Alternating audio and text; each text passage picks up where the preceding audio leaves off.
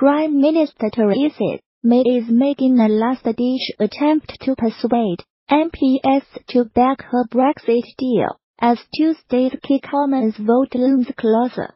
She will use a speech on Monday to warn that Parliament is more likely to block Brexit than let the United Kingdom live without a deal. Mrs. May will add that trust in politics will suffer catastrophic harm if the referendum result is not implemented. Labour has vowed to table a vote of no confidence if Mrs. May loses. Its leader Jeremy Corbyn said Labour would vote against the deal and would start moves to trigger a general election if it is voted down. He told the BBC's Andrew Marshall, "We will table a motion of no confidence in the government at a time of our choosing, but it's going to be soon. Do not worry about it." Mrs. May's speech comes amid reports MPs plan to take control of Brexit if her deal is defeated. About 100 Conservative MPs and the Democratic Unionist Party's 10 MPs are currently expected to join Labour and the other opposition parties in voting against the deal. Speaking to factory workers, Mrs. May will say on Monday, "As we have seen over the last few weeks, there are some in Westminster who would wish to delay or even stop Brexit, and who will use every device available to them to do so." She is told that she now believes MPs blocking Brexit is more likely than a no-deal scenario. A no-deal Brexit is where the United Kingdom would cut ties with the European Union overnight without a transition period. Theresa May's government, and many others, believe this would be hugely damaging and want a more gradual withdrawal. But if Parliament cannot agree on that, and nothing else takes its place, the United Kingdom will live without a deal. This would mean the United Kingdom would not have to obey your rules. Instead, it would need to follow World Trade Organization terms on trade. Many businesses would see new taxes on imports, exports, and services, which are likely to increase their operating costs. That means the prices of some goods in United Kingdom shops could go up. The United Kingdom would also lose the trade agreement it had with other countries as a member of the EU, all of which would need to be renegotiated alongside the new agreement with the EU itself.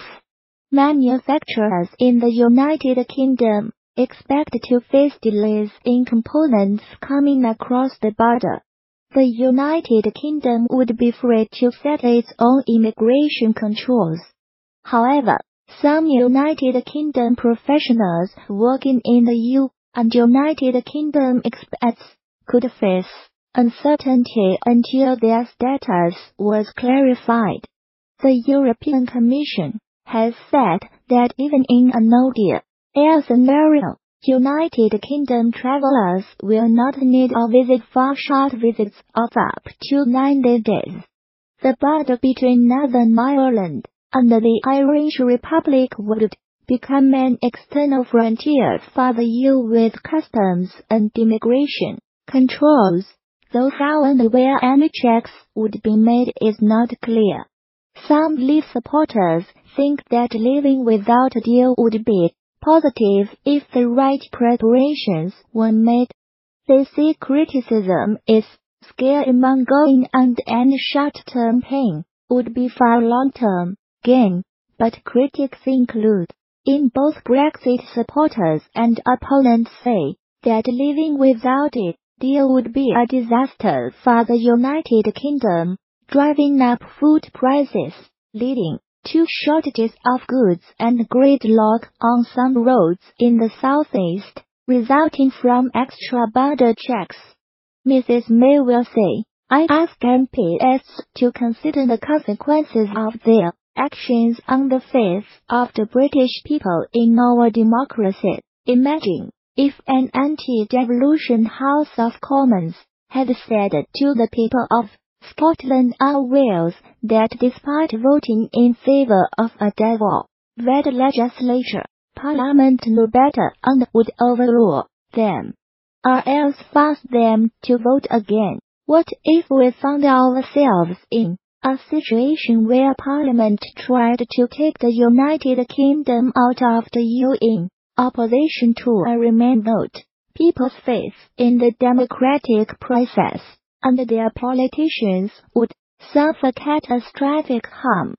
We all have a duty to implement the result of the referendum. She is to give the example of the Welsh devolution referendum in 1997, when people voted by a margin of 0.3% to create the Welsh Assembly, arguing that result was accepted by both sides and the popular legitimacy of that institution has never seriously been questioned.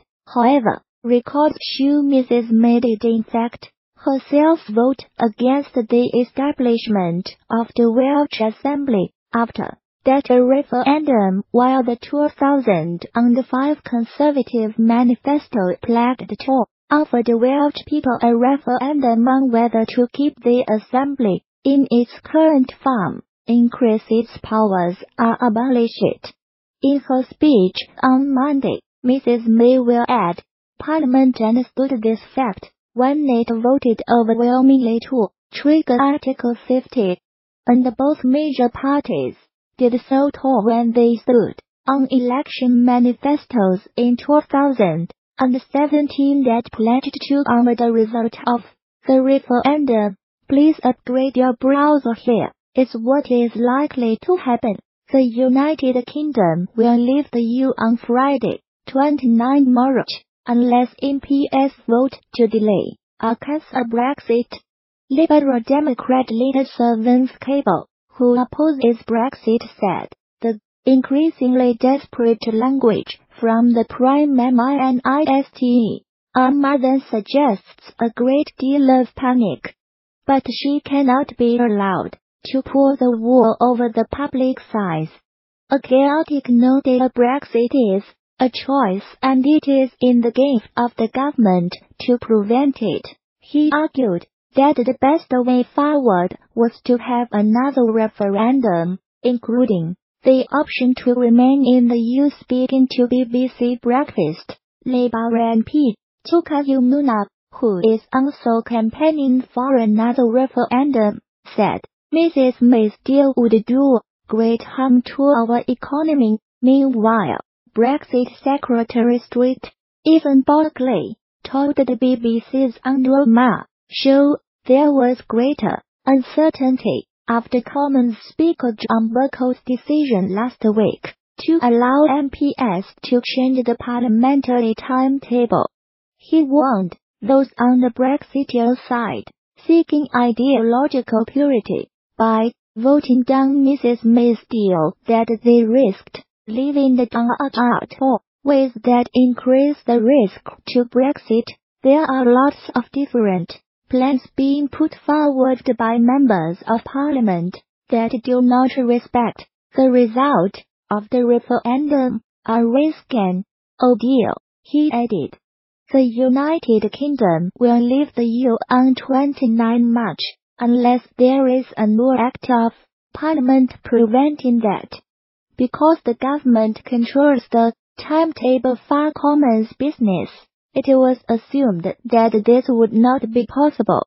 But three senior Conservative backbenchers are to publish a bill on Monday night that would allow MPs to frame a compromise Brexit deal if Theresa May fails to come up with a plan B, Tory Nick Boles has revealed.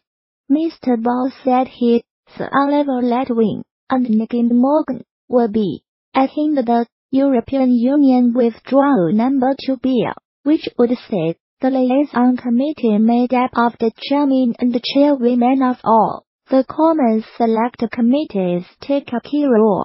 If the PMS withdrawal agreement is rejected by Parliament. Mr. Ball said all three planned to vote for the PMS deal, but would act if it failed. He told BBC Radio 4 yesterday program, this bill would do the following. It would give the government 3 more weeks to get a compromise deal, a plan B, through Parliament so that we are leaving the EU on time, on March 29th with a deal. If that failed, it would give the liaison committee the responsibility to try and come up with its own compromise deal, which would have to go back to the House for a vote. If the House passed that compromise deal, then the government would be legally required to implement whatever it was that they had. Downing Street has said it is extremely concerned about the plot, which it says could potentially overturn centuries of parliamentary precedent. Far conservative Brexiteer MPs, who have been critics of the withdrawal agreement, have now said they will support the government in the vote on Tuesday. Sir Geoffrey Clifton Brown, MP for the Cotswolds, said he still had deep misgivings about many aspects of Mrs. May's deal. But he said the events of last week have clearly demonstrated that the Speaker and MPs who wish to remain in the EU will stop at nothing to prevent that happening. Former Public Accounts Committee C. Hyman Sir Woodley said Brexit supporting MPs were playing with fire if they voted down the deal. Andrew Morrison, a former minister, and Caroline Johnson, MP for Sleaford and Notts Highcombe, also said they were back in the government, despite reservations. A cross-party group of anti-Brexit politicians have published proposed legislation to bring about a second referendum on leaving the EU. The draft bill recommends that the public be asked whether they want to remain in the EU or leave under the Prime Minister's deal. The MPs behind the draft legislation point out that Article 50, the 2-year process by which a new member leaves the bloc, would have to be extended in order for another poll to take place, meaning the United Kingdom would remain a member beyond 29 March.